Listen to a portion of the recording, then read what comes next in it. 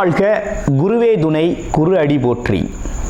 இப்போ பார்த்தீங்கன்னா 2025 தமிழ் வருட பிறப்பில் பார்த்தீங்கன்னா 12வது மாதம் கடைசி மாதமான பங்குனி மாதத்திற்கு என்ன விதமான பலாபலன்கள் ஒவ்வொரு ராசிக்கும் இருக்குது அப்படிங்கிறத நம்ம விரிவாக தெளிவாக பார்க்க இருக்கிறோம். அந்த வகையில் பங்குனி மாதம் அப்படின்னு எடுத்துக்கிட்டோம்னா பங்குனி உத்திரம் அப்படிங்கிறது மிக சிறப்புமிக்க பண்டிகையாக இருக்குது. அது மட்டும் இல்லாமல் இந்த பங்குனி மாதத்தில் 7 சுப முகூர்த்தங்கள் வருது. பங்குனி மாதத்தில் தான் பார்த்தீங்கன்னா கிராமப்புற திருவிழாக்கள் தொடங்கக்கூடிய ஒரு காலகட்டமாக இருக்குது. இந்த பங்குனி மாதத்தில் சூரிய பகவான் பார்த்தீங்கன்னா காலச்சக்கரத்தின் 12வது ராசியான மீனம் ராசியில் அமர்ந்து அருள்பளிக்கக்கூடிய ஒரு அற்புதமான மாதமாக இந்த மாதம் இருக்குது. இந்த மாதத்தை பொறுத்த வகையில் பல்வேறு விதமான சிறப்பு பண்டிகைகள் இருந்தாலும் திருவிழாக்களும் திருமணங்களும் அதிகமாக நடக்கக்கூடிய ஒரு மாதமாக இந்த பங்குனி மாதம் அப்படிங்கிறது அமைஞ்சிருக்கு. நேயர்கள் அனைவருக்கும் இந்த பங்குனி மாதத்தில் ஒவ்வொரு ராசிக்கும் எப்படி இருக்கும், என்னென்ன விசேஷங்கள் இருக்குது, என்ன செய்யலாம், என்ன செய்யக்கூடாது, என்ன விதமான வழிபாடுகள் செய்யலாம் அப்படிங்கிறதை பற்றியும், என்னென்ன முயற்சிகள் கை கொடுக்கும் அப்படிங்கிற பற்றியும் முழுமையாக தெளிவாக நம்ம பார்க்க இருக்கிறோம். நம்ம வீடியோவை தொடர்ச்சியாக நீங்கள் முழுமையாக பாருங்கள். இப்போ உங்களுடைய ராசிக்கு எப்படி இருக்குது அப்படிங்கிறத இப்போ பார்க்கலாம். கடகராசி காலச்சக்கரத்தின் 4வது ராசியான கடகராசி சந்திரனை ஆதிக்கமாக கொண்டவர்கள், அம்மன் அருளை முழுமையாக பெற்றவர்களாக இருக்கக்கூடிய நீங்கள் உங்களுக்கு எப்படி இருக்குது அப்படிங்கிறத பார்க்குறோம். இந்த கடகராசி அப்படின்னு எடுத்துக்கிட்டோம்னாலே பார்த்தீங்கன்னா மற்றவங்களுக்காகவே வாழக்கூடியவர்கள், எந்த ஒரு சூழ்நிலையிலும் அன்பு அப்படிங்கிற ஒரு விஷயத்தை ஆயுதமாக பயன்படுத்தக்கூடியவர்கள் தான் இந்த கடகராசி அன்பர்கள். இவங்களை பொறுத்த வகையில் கோபம் அப்படிங்கிறது வெளிக்காட்ட தெரியாது. அதே நேரத்தில் எல்லாரையும் ஏற்றுக்கொள்ளக்கூடிய ஒரு குணம் கொண்டவர்கள். ஆமாம், அன்பாக செயல்படக்கூடியவர்கள். இயற்கையாகவே இவங்களுக்கு பார்த்திங்கன்னா மனதில் அதாவது இனம் புரியாத ஒரு சிந்தனை அப்படின்னா என்னென்னா கற்பனை சிந்தனை, அதாவது மனதை அழகாக வச்சுக்கிறது, இயற்கையை ரசிக்கிறது அப்படிங்கிற ஒரு விஷயம்லாம் இயல்பாகவே உண்டு. என்ன பண்ணாலும் ஒரு தாய் தன் குடும்பத்தை, குழந்தைகளை எப்படி பார்த்துக்குவாங்களோ அப்படி மாதிரி தன்னோட குடும்பத்தை கட்டி காப்பாற்றக்கூடியவர்கள். எப்பேற்பட்ட எல்லைக்கும் போவாங்க தன்னோட உறவுகளுக்காக. அப்படிப்பட்டவங்க தான் நம்ம கடகராசி அன்பர்கள். கடகராசியை பொறுத்த வகையில் பார்த்தீங்கன்னா ராசியில் வருமானம் தரக்கூடிய 2 கூடிய சூரியன் குடும்பாதிபதி அப்படின்னு சொல்லக்கூடியவர் எங்கே இருக்கிறார் இப்போ அப்படின்னு பார்த்தோம்னா அவர் 9ஆம் இடத்துல போய் இருக்கிறார். அவர் மட்டும் இல்லைங்க, 3, 12 கூடிய புதனும் சேர்ந்திருக்கிறார். 4, 11 கூடிய சுக்கிரனும் சேர்ந்திருக்கிறார். ராகுவோடு அமர்ந்திருக்கக்கூடிய ஒரு அமைப்பு 9ஆம் இடத்துல பாக்கியத்த அமைப்பில். அப்போ என்னன்னா இதுவரையும் பட்ட கஷ்டத்துக்கு நமக்கு இப்போ இந்த காலகட்டத்தில் ஒரு வருமானம் வரணும், கஷ்டப்பட்டதுக்கு ஒரு தீர்வு கிடைக்கணும், முன்னேற்றம் இருக்கணும். அது மட்டும் இல்லாமல் தான தர்மங்கள் சம்மந்தப்பட்டு நம்ம இதுவரையும் நம்ம செஞ்சு வச்சுருக்க எல்லாத்துக்கும் ஒரு பிரதிபலன் அப்படிங்கிறதெல்லாம் அந்த காலத்தில் எதிர்பார்க்கலாம். அதுலேயும் குறிப்பாக குலதெய்வம் அருள் பரிபூரணமாக உண்டு.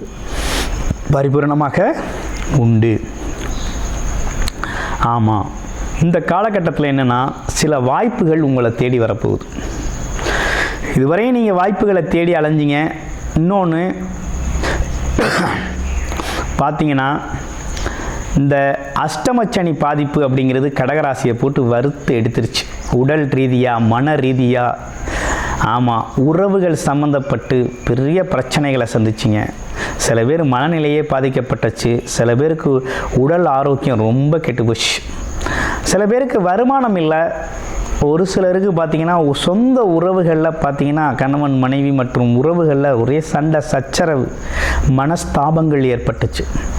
அதெல்லாம் கொஞ்சம் படிப்படியாக இப்போ மாறிடுச்சு, குறைஞ்சிருச்சு. அது குறைந்தாலும் வருமானம்லாம் எப்படி இருக்குது அப்படின்னு பார்த்து போனோன்னா இனிமேல் வந்து நல்ல வருமானம் வரக்கூடிய அமைப்பு தாங்க, ஒன்றும் பயப்பட வேண்டாம். இனிமேல் உங்களுக்கு வருமானம் அப்படிங்கிறது நல்லபடியாக வரும். அரசு காரியங்கள் நல்லா நடக்கும். அப்பா மூலமாக உங்களுக்கு சேர வேண்டிய சொத்துக்கள், அதாவது முன்னோர்கள் மூலமாக கிடைக்க வேண்டிய பாக்கியங்கள் அனைத்தும் கிடைக்கக்கூடிய ஒரு அமைப்பு. அப்பா வகை முன்னோர்கள் மூலமாக கிடைக்கக்கூடிய அனைத்து விஷயங்களும் உங்களுக்கு சாதகமாக முடியக்கூடிய ஒரு நல்ல அமைப்பு ஏற்பட்டிருக்கு. அதே போல் பார்த்தீங்கன்னா இந்த காலகட்டத்தில் உங்களோட முயற்சிகள் அப்படிங்கிறது ரொம்ப சின்னதாக பண்ணாலே போதும், அது நல்லபடியாக வெற்றி அடையும். பெருமுயற்சி எடுக்கணுங்கிற அவசியம் இல்லை அப்படிங்கிற மாதிரி இருக்குது. ஆமாம். அதே போல் அந்த பழங்க இந்த பத்திரம் மற்றபடி சில விஷயங்களில் ஒப்பந்தம் போடுறது, கையெழுத்து போடுறது, ஆமாம், இந்த மாதிரி விஷயங்கள்லாம் கொஞ்சம் படித்து பார்க்காம எதையும் செய்ய வேண்டாம். கொஞ்சம் படித்து பார்த்து கவனமாகவே செய்யுங்க. ஏன்னா ராகு இருக்கிறதுனால கொஞ்சம் பிரம்மாண்டம், பேராசை, சொல்கிறது ஒன்றா இருக்கும், செய்கிறது ஒன்றா இருக்கும். ஆமாம், அதனால் கொஞ்சம் கண்ணால் காதால் பார்த்து தெளிவடைந்து சில விஷயங்களை மற்றவங்களுக்காக செய்கிறது நல்லது. ஓகேங்களா? அடுத்து பார்க்க போகையில் வேறு என்ன விஷயங்கள் இருக்குது அப்படிங்கிறத பார்க்குறோம்.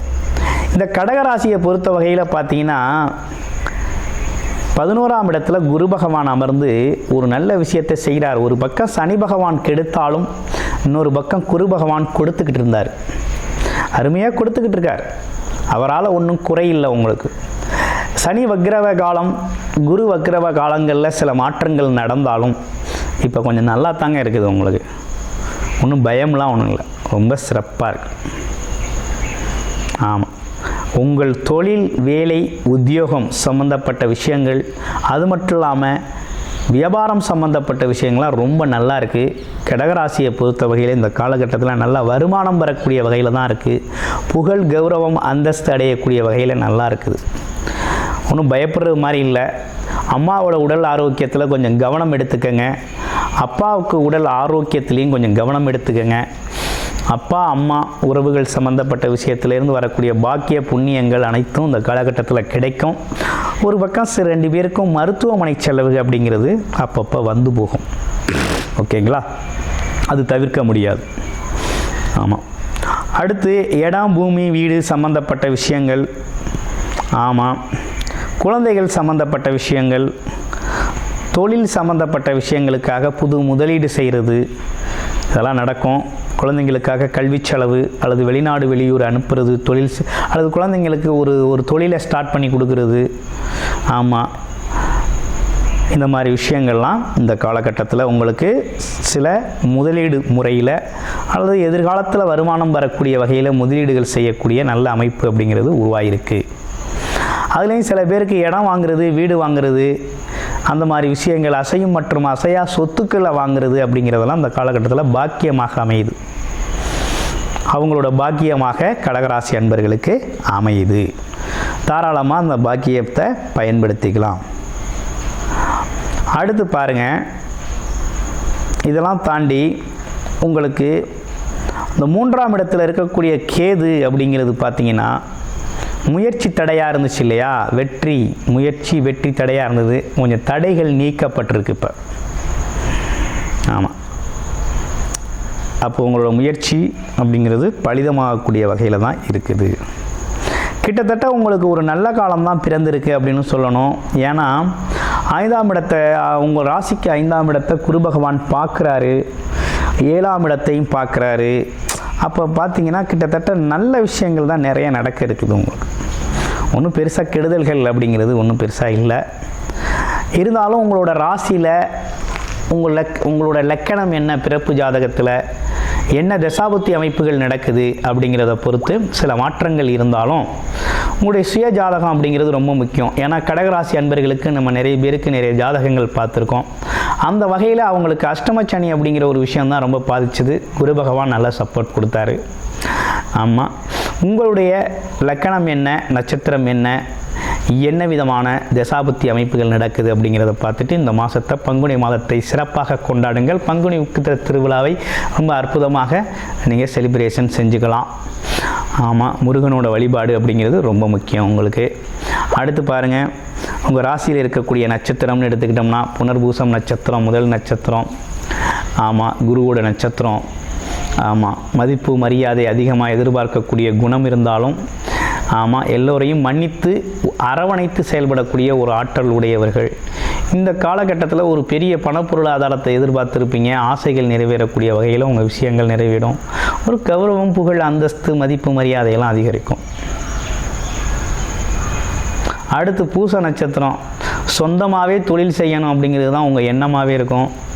அது மட்டும் இல்லாமல் தொழிலில் தான் சாதிக்கணும் அப்படின்னு இருப்பீங்க. ஏதாவது ஒரு கர்மம் அப்படிங்கிற ஒரு விஷயம் செஞ்சே ஆகணும் அப்படின்னா தொழில் செஞ்சே ஆகணும் அப்படின்னு அர்த்தம். அப்போ தொழில் ரீதியான உங்கள் சிந்தனையும் செயலும் வெற்றி பெறக்கூடிய வகையில் இந்த காலகட்டத்தில் உங்கள் தொழில் ரொம்ப செழிக்கும். தொழிலுக்கான முதலீடுகள், புது முதலீடுகள் செய்வீங்க. குலதெய்வ அருளோட, முன்னோர்கள் ஆசீர்வாதத்தோட உங்கள் தொழில் வெற்றி அடையும் அப்படிங்கிறதுல எந்த மாற்றம் இல்லை. நல்ல லாபம் கிடைக்கும்.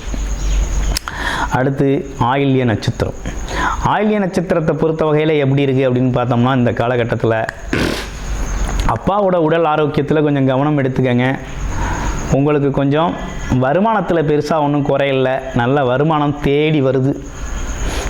ஆமாம், நல்ல வருமானம் வருது. ஆமாம், வருமானத்திற்கு ஏற்ற செலவு அப்படிங்கிறது மட்டும் இந்த காலகட்டத்தில் கொஞ்சம் தவிர்க்க முடியாமல் இருக்கும். சொந்தமாக தொழில் செய்கிறவங்க கொஞ்சம் தொழிலில் ஈடுபட முடியாமல் கொஞ்சம் பல்வேறு விதமான அலைச்சல் திருச்சல்கள் இருந்தாலும் உங்கள் வாழ்க்கை சுகமாக தான் இருக்குது. பணம் பொருளாதாரத்தில் எந்த ஒரு குறையும் இல்லாமல் நல்லபடியாக போகும். கிட்டத்தட்ட அரசு காரியங்கள் கொஞ்சம் நல்லபடியாக நடக்கும். அப்பாவோட சொத்துக்கள் உங்களுக்கு கிடைக்கும். ஸோ கடகராசியை பொறுத்த வகையில் கொஞ்சம் நல்லா தான் இருக்குது. ஒன்றும் பயப்படுற மாதிரி இல்லை. அப்போ வருகின்ற இந்த பங்குனி மாதம் அப்படிங்கிறது ஒரு சிறப்பான மாதமாகவே உங்களுக்கு அமைஞ்சிருக்கு. உங்களோட தசாபுத்தி எப்படி இருக்குது அப்படிங்கிறத பார்த்துட்டு சொல்கிற விஷயங்களை ஃபாலோ பண்ணிக்கோங்க. நன்றி, வணக்கம், வாழ்த்து.